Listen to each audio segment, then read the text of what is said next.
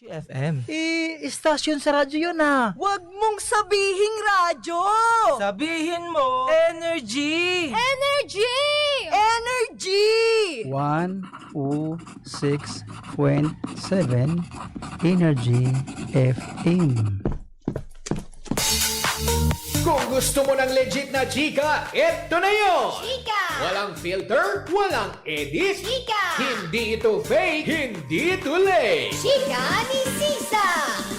Lahat ng ganap sa showbiz pag-uusapan natin dito. May nag-break, may nagkabalikan. Tara at pag-usapan. Kung ano man ang chika, alam na ni Sisa. Ito ang Chika ni Sisa.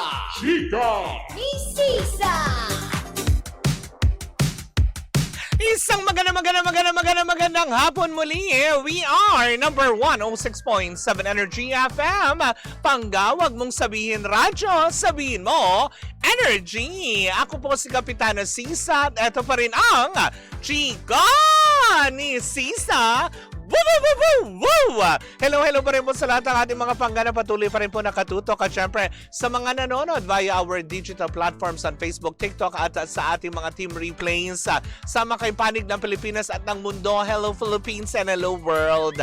Diba? Kina Jerwin De Leon, kahit tahimik lang yan, lagi yan nakaantabay. All the way from Singapore. Si Cathy Amos, all the way from Land Down Under, Australia. Ang reyna ng Australia na si Cathy Amos. Hello sa'yo, Marce. Siyempre batiin din natin ang Amanda Sinugba. Hello po sa inyo dyan sa may tapat ng Hemadian, diba?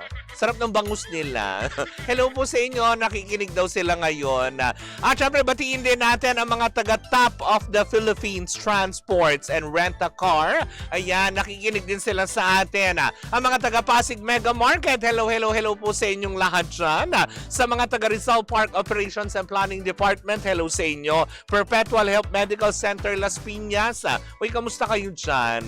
Sa mga ayan, Valenzuela City Central Kitchen, na si Ami Espiritu, hello po sa inyo. Sa mga in-drive at grab drivers natin, ayan, mag-iingat po kayo sa inyong biyahe. Naway kayo ay makapag-uwi ng bonggang kita ngayong araw na ito, hindi ba? Pero eto na, wag na natin patagalin pa, tumungo na tayo sa ating next Chika!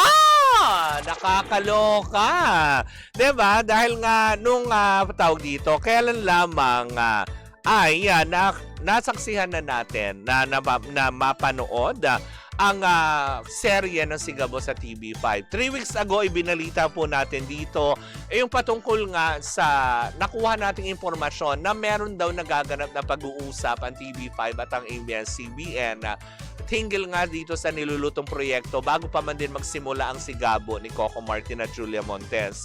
Pero yun na nga, nangyari na po ito at talaga na isa katuparan naman ang pag-uusap na ito.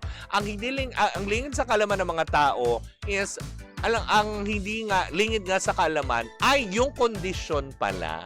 May kondisyon daw pala, nakaakibat yan ayon sa ating source. O, diba? Na nakakaloka.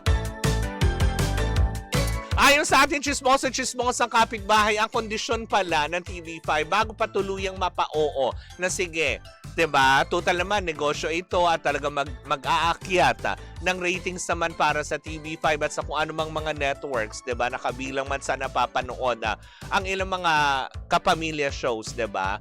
Ay ang kondisyon pala na kailangan may i-play din kayo na aming mga proyekto, hindi ba? Yung pala yung naging kondisyon kung kayata, diba? Yun ang ngayon sinasabi ng lahat na ang face-to-face ni Miss Corina Sanchez ay mapapanood sa Kapamilya Channel at sa iba pa mga platform starting June 29.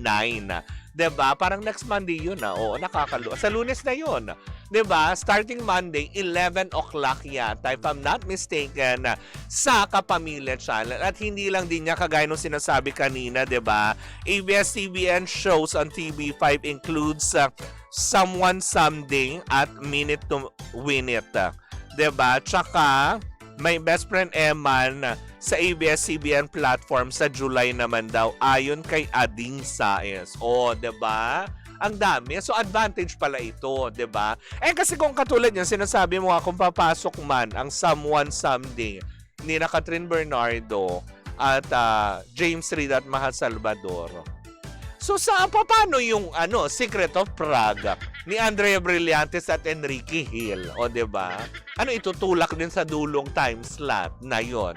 Diba? Kasi na nakakaloka yun. Kung sakali man, diba? Kasi ngayon, umiere naman na okay na. Kaya lang, diba, syempre, may mga inilunsad din na kanya-kanya ng proyekto ang bawat network. So, sakali man, kasi nangyari na po itong partnership muli, diba? Na masaya naman din po tayo para sa kanila.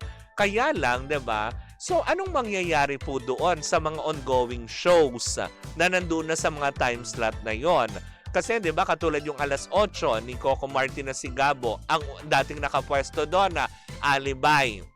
Di ba? Kasi hindi pa ready ang Blood versus Duty. Nung dumating ang Blood versus Duty in elbow, paka, elbow, tulak ka sa next time slot, yung parang ganyan. So, ibig sabihin nito, katulad niya, nung dumating na si Gabo, in-elbow naman ang Blood versus Duty, so umatras ng umatras. Kasi parang ang balita ko yata, parang yung The Alibay ni Kim Chiu. At ni Paolo Abilino, parang papatapos na nga ba? Tama po ba ako? Diba? Yes, parang papatapos na, kaya inilulunsad na yung mga proyekto. Paano naman din yung teleserye nila, ano? So, sa online app na lang ba mapapanood yon? Yung katulad Love is Never Gone ni Ivana Alawi tsaka ni Joshua Garcia. Sayang naman kung hindi mapapanood sa free TV channel yon, diba? Kasi syempre, aminin man natin, hindi naman lahat may, alam mo yon, na may ganun na access para mapanood sa Prime. Hindi ba? Yung iba nag-iintay talaga na mapanood sa free TV channel kasi nakagawian na yun sa prime time, diba? Kaya lang, diba, katulad nito, yung pala mga naging kondisyones, 'di ba? Na kailangan ayon sa ating informante lang naman na yung pala naging kondisyones bago pa tuluyang sige, go, let's proceed with the ano. Kasi yung una pa lang, 'di ba, na sige, partners tayo ulit kasi syempre Coco Martin yan. Sino bang aayaw kay Coco Martin, hindi ba? Pero yun na nga. Pero right after nun, merong parang pasundot na kondisyones na, teka sandali, baka pwedeng may ganon. Baka pwedeng yung mga shows namin din lumabas sa mga platforms nyo. Hindi ba? Kaya lang kasi mali mo, kung hilingin nila na isingin nyo din sa prime time nyo, yung katulad, diba, naisama kaya yun sa usapan. Ako din nagtataka, no? Kasi kung may mga kondisyones, diba, malamang nasagi yun na baka pwedeng isingit din yung mga nasa prime time namin sa oras nyo. Paano? Diba? Nag-elbowan na nga sila doon ng oras. Tapos papasok pa yung someone someday. Diba? Paano na? Di ang gulo-gulo na ng time slot. Diba? Kasi lahat yan bibigating artista Walang tapon sa bawat proyekto ng kada network dahil talaga may mga pangalan ng mga artistang ito, di ba?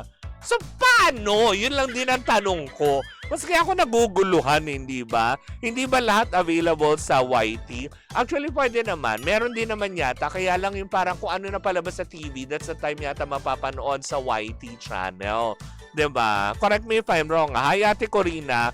Sabi niya ganon, kala namin ang kondisyon ay bawal magpagupit si Coco Hoy! Grabe ka, nagpagupit na siya.